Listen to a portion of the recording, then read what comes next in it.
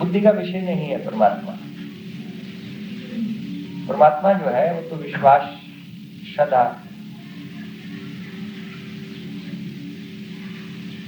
और धीरे धीरे परमात्मा में जिया जा सकता है, उसका अनुभव किया जा सकता है, उसके बारे में सोचा नहीं जा सकता। बुद्धि की वहां पहुंच नहीं, उससे एक हुआ जा सकता है, उसमें डूबा जा सकता है, उसमें जिया जा सकता है, लेकिन बुद्धि से उसको पहचाना नहीं जा सकता। रीति रिवाज बदलते रहते हैं और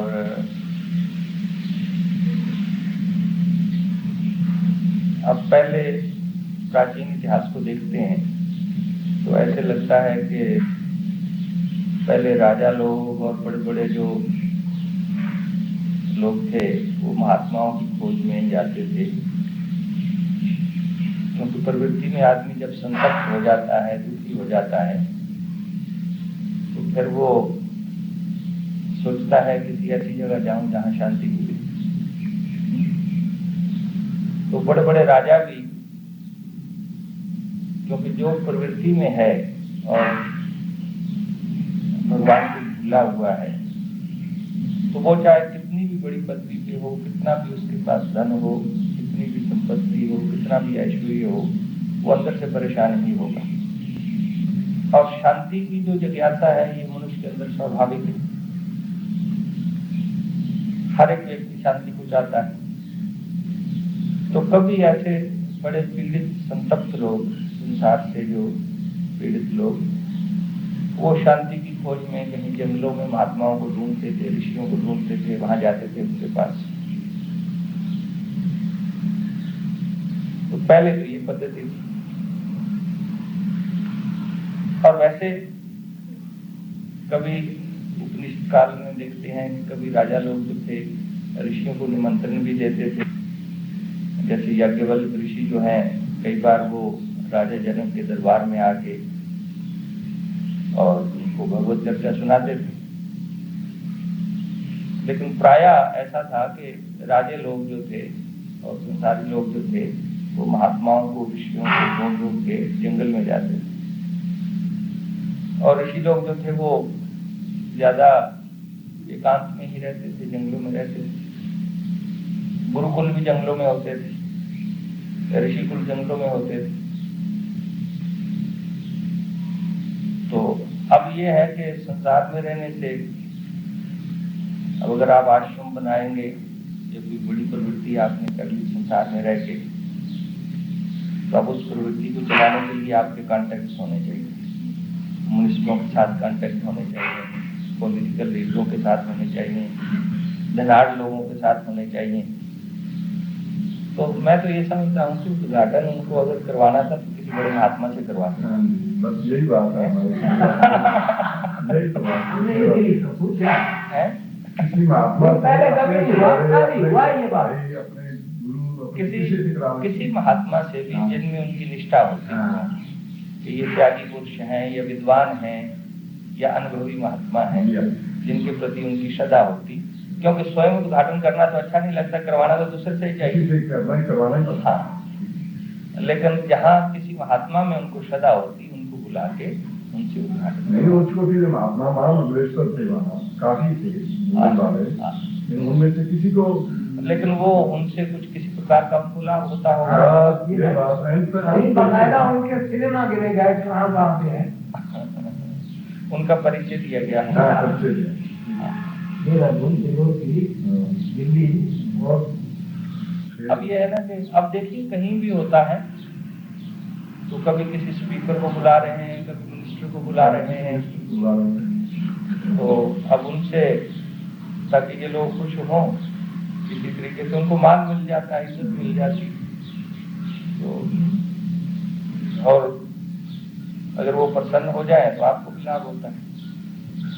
तो ये प्राचीन पद्धति ये नहीं, प्राचीन पद्धति और उचित भी यही प्रतीत होता है कि अगर कोई आध्यात्मिक समारोह है, कोई फंक्शन है, तो उसका उद्घाटन किसी आध्यात्मिक पुरुष से ही करना चाहिए। किसी कोई भी महात्मा कई प्रकार के होते हैं, विद्वान भी होते हैं, कई विद्वान नहीं होते, बड़े तपस्वी होते हैं, कई तपस्वी नहीं, बड़े भजनानंदी होते हैं। तो भिन्न भिन्न प्रकार के महात्मा होते हैं। जहाँ भी सदा हो तो ऐसे किसी महात्मा से कोई अगर आध्यात्मिक समारोह है तो उसका उद्घाटन किसी महात्मा से। अब ये प्रश्न तो आपने उनको पूछना चाहिए, आपने मुझसे आगे पूछा। यहाँ तो हम आपसे पूछ सकते, बोलने की यहाँ तो भी अपनापन देखा गया, वहाँ बड़ापन देखा गया, दोनों ही थे। एक पूछिए, इन्होंने पूछा है कि कल वहाँ कहीं पे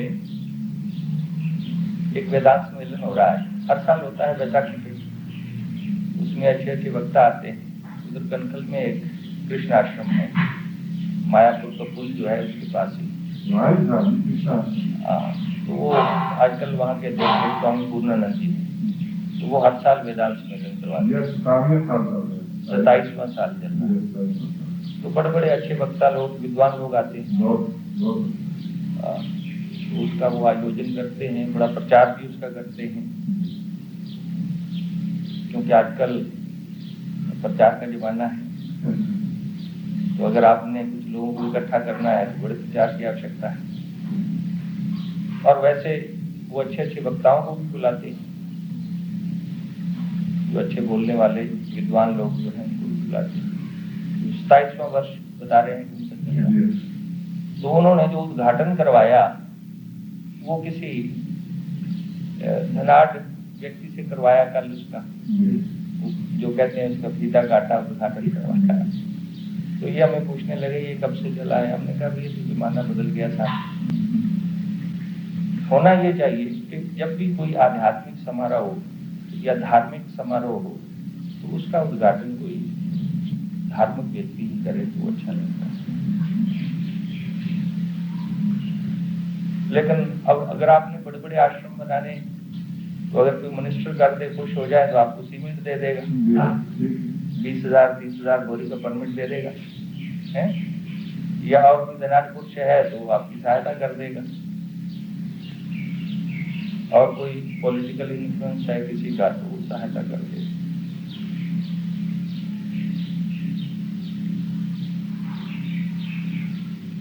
भगवान प्रसन्न हो जाए तो सब अनुकूल हो जाते हैं।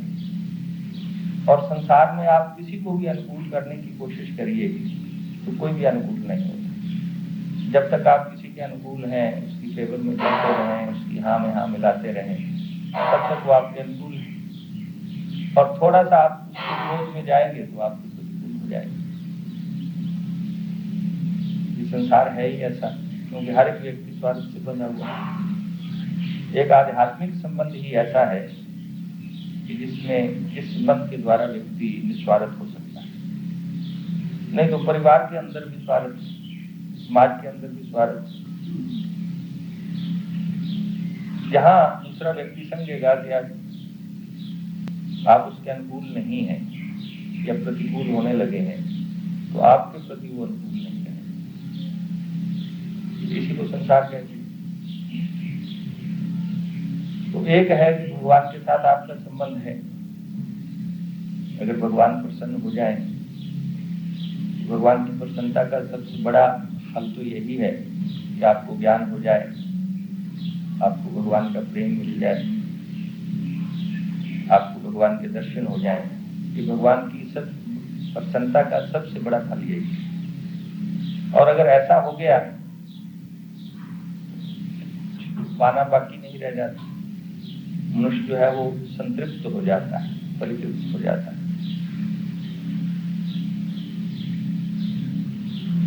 तो संसार में है ही, अगर संसार की अपेक्षा है, भगवान की अपेक्षा दूसरी बात है। भगवान से मांगने में भी कोई हानि नहीं, क्योंकि पिता से अगर पुत्र मांगे तो उसमें क्या दोष है। संसार से मांगने से तो भगवान से मांगना अच्छा है, लेकिन भगवान से भी अगर ना मांगा जाए और ऐसा प्रतीत होने लगे कि भगवान तो पहले ही बहुत कुछ दे रहे हैं, बहुत कुछ दे रखा है और बिना मांगे ही देते हैं, मांगने की जरूरत भी नहीं, जो हमारी आवश्यकता होती है वो देते ही नहीं। हमको अपनी आवश्यकता का पता नहीं, भगवान को हमारी आवश्यकता का पता है। हम तो आज एक बात को, एक चीज को आवश्यक समझते हैं, कल उसको समझते हैं कि अच्छी नहीं थी, दुख देने लग जाती है। आज समझते हैं कि बड़ी सुखदायक होगी और उसकी प्राप्ति के लिए चेष्टा करते हैं, यत्न करते हैं, और कल वही दुखदायक हो जाती है तो उसका परित्याग करते हैं। आज जिसको अच्छा समझते हैं कल बुरा समझने लग जाते हैं, आज जिसको बुरा समझते हैं कल उसको अच्छा समझने लग जाते हैं। जीव जो है, चाहे उसकी बुद्धि कितनी ही विकसित हो जाए, लेकिन निर्णय तो उसने अपनी बुद्धि से करना है। और बुद्धि जो है ये कहना चाहिए कि कभी भी इनफॉलिबल नहीं होती। बुद्धि से एक ऊपर का ज्ञान है, समाधि जन्य ज्ञान कहा है, कि जिसको इंट्यूशन कहा है, उसमें कोई गलती नहीं हो सकती। बुद्धि जो है उसका ज्ञान यथार्थ भी हो सकता है, गलत भी हो सकता है।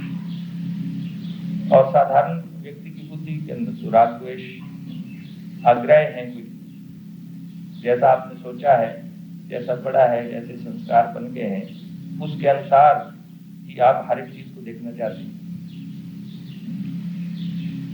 और जो उसके अनुसार होता है वो आपको अच्छा लगता है, जो उसके अनुसार नहीं होता वो आपको बुरा लगता है। होना तो ये चाहिए कि जो अच्छा हो वो हमें अपने अनुकूल लगना चाहिए, लेकिन होता ये है कि जो हमारे अनुकूल होता है वो हमें अच्छा लगता है। तो मनुष्य की जो धारणा है सोचने की, वो सापेक्ष है। आज वो जिस चीज को अच्छा मानता है कल उसको गलत भी मान लेता है, आज जिसको गलत मानता है कल उसको अच्छा मानने लग जाता है। तो हम तो पूरी तरह सोच ही नहीं सकते कि हमारे लिए अच्छा क्या है, बुरा क्या है। भगवान जानते हैं कि हमारे लिए अच्छा क्या है, बुरा क्या है। अगर हम उस पर निर्भर हो जाएं, एक तो है कि आपका मन जो है सक्रिय है, आप बुद्धि से सोच रहे हैं, निर्णय कर रहे हैं, और जब तक आप बुद्धि से काम लेते हैं तो करना ही चाहिए, बुद्धि सक्रिय है तो करना ही चाहिए।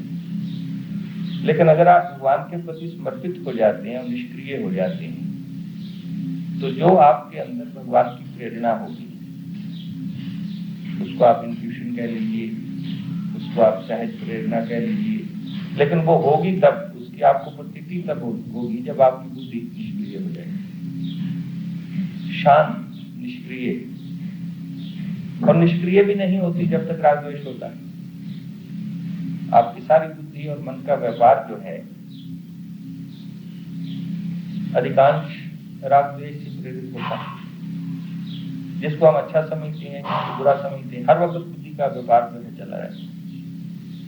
तो भगवान के प्रति अगर व्यक्ति समर्पित हो जाता है मन से, बुद्धि से, भगवान कहते हैं कि मन भी मेरे अर्पण कर दो, बुद्धि भी कर दो, हृदय भी कर दो। जब हम नहीं सोचते तो भगवान हमारे अंदर सोचने लग जाते हैं, जब हम नहीं करते तो भगवान हमारे अंदर करने लग जाते हैं। जब आप मिट जाते हैं तो भगवान आपके अंदर जगह बना देते हैं। इसीलिए भगवान को प्रसन्न करने की भावना जिस व्यक्ति के अंदर होती है, तो अंत तो गतवा उसी को शांति मिलती है। संसार के व्यक्ति तो आज अनुकूल हो जाएंगे, कल प्रतिकूल हो जाएंगे, जब तक उनका स्वार्थ पूरा होता है तब तक आपके साथ पिता पुत्र में झगड़ा हो जाता है, पति पत्नी में हो जाता है, भाई भाई में हो जाता है। भगवान ही एक ऐसे हैं जो कभी आपसे नाराज नहीं होते। आप कितने भी, उसमें हमने लिखा है छोटी पुस्तिका में कि अगर आप कितने भी अपराध कर लें, जाने अनजाने अनेक अपराध होते, लेकिन अगर आप सच्चे दिल से पश्चाताप कर लें और भगवान के प्रति आप उनको पुकारने लगे, तो भगवान तो कभी नाराज नहीं होते।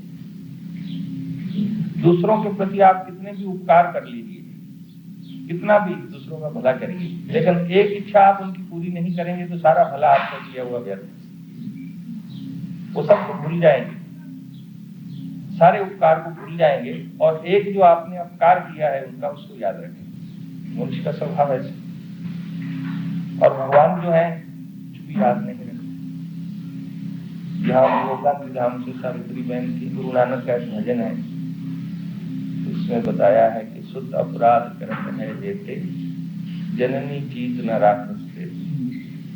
बच्चा जो है कितने भी अपराध करता है, लेकिन माँ जो है वो दिल में कुछ भी नहीं रखती। बाहर से क्रोध भी दिखा लेगी, गुस्सा भी उसको आ जाएगा, लेकिन अंदर से उसका हित ही चाहेगी। कितने भी अपराध कर ले बेटा। इसलिए आचार्य शंकर ने एक उनसे भी अपराध हुआ, वो शक्ति को मानते नहीं, क्योंकि उनका जो सिद्धांत है वो ये है कि प्रकृति या शक्ति जो है ये 3 काल में है ही नहीं, ये तो केवल आभास मात्र है।